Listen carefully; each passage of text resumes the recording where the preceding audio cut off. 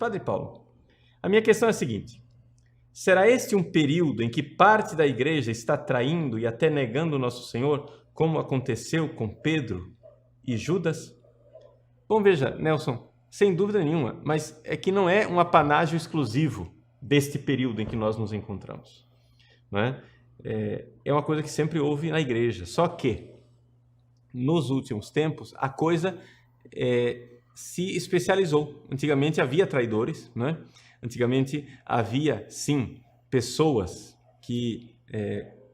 heresiarcas, que produziam heresias e que levavam as pessoas para fora da igreja. O problema aqui é que a teologia da libertação ela é uma espécie de macro-heresia. Ou seja, a heresia ela afeta um dogma, 2, 3 dogmas no máximo. A teologia da libertação ela afeta todos os dogmas. É uma releitura total da teologia cristã. De tal forma que quase nós não podemos usar a palavra heresia para a teologia da libertação. Talvez para sermos mais adequados para classificar a teologia da libertação, nós temos que usar a palavra apostasia, porque é um verdadeiro abandono da fé católica tradicional, não é? É o abandono da fé como um todo, para ficar somente com a casca, não é? Aqui, nesse sentido, a teologia da libertação tem um aspecto típico do gnosticismo. O que era o gnosticismo? O gnosticismo era uma filosofia de origem pagã, que no início do cristianismo, nos primeiros séculos, entrou dentro da igreja cristã, entrou dentro do cristianismo, entrou dentro da igreja católica e foi se apossando da linguagem cristã, porém colocando conteúdos gnósticos, conteúdos dessa filosofia pagã. A teologia da libertação tem essa característica. Ela se apossa, ela toma posse de conceitos que são cristãos e coloca conteúdos que são pagãos. Então, nós podemos falar de traição como Pedro e Judas? Sim, podemos falar de traição. Mas traidor é aquele que um dia sinceramente teve fé, não é?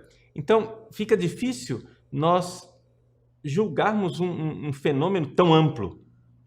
Porque aqui o que você está me pedindo é um juízo a respeito de pessoas. Para algumas pessoas, tratou-se de traição verdadeira.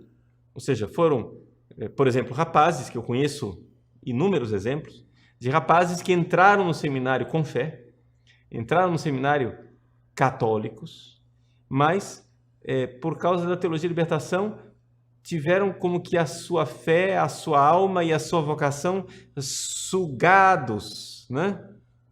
Sugadas pela mentalidade imanentista da teologia da libertação, de tal forma que aquilo que eles se preocupam, aquilo que eles querem, aquilo que eles desejam é realmente mudar esse mundo e fazer o paraíso aqui na Terra, transformando completamente o cristianismo, que é uma realidade espiritual de salvação para nos levar para o reino dos céus, numa realidade imanentista aqui da Terra, para seguir uma agenda, não é? Uma agenda de revolução cultural e de implantação do socialismo. Então, pode-se falar de traição, sim.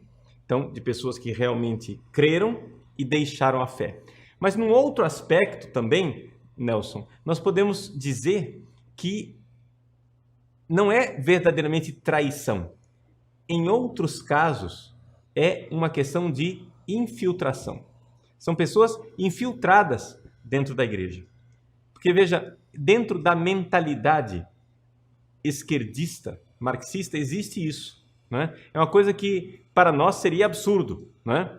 Seria absurdo, por exemplo, que um padre, seria absurdo que um seminarista, um agente pastoral, um católico, crente fiel, agora quisesse se infiltrar dentro do Partido Comunista para saber o que é que eles estão pensando, o que é que eles estão planejando, e ele ficasse ali disfarçado, fazendo de conta que é comunista a vida inteira, não é?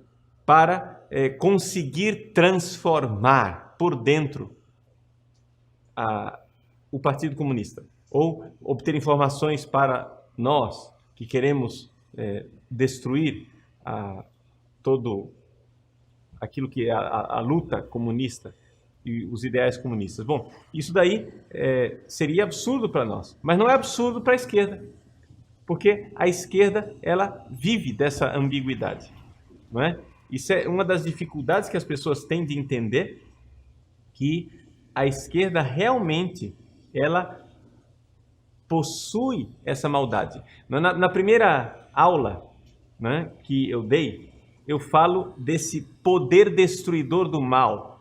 Existe essa ambiguidade, né? A esquerda que crê na dialética hegeliana e marxista, eles creem no poder criador do mal. Então, para eles não é dificuldade nenhuma mentir, não é dificuldade nenhuma caluniar, não é dificuldade nenhuma destruir as pessoas. Porque eles acham que destruindo estão produzindo bem, que dessas cinzas brotará uma espécie de fênix, uma espécie de bondade. Então, para algumas pessoas é traição, porque eram pessoas que realmente criam, não é? E traíram. Mas para outras pessoas não é traição. São pessoas más, pessoas que foram formadas nesse tipo de mentalidade maldoso e que entraram dentro da igreja de propósito para destruir a igreja, ou seja, foram inoculados como um vírus dentro da igreja.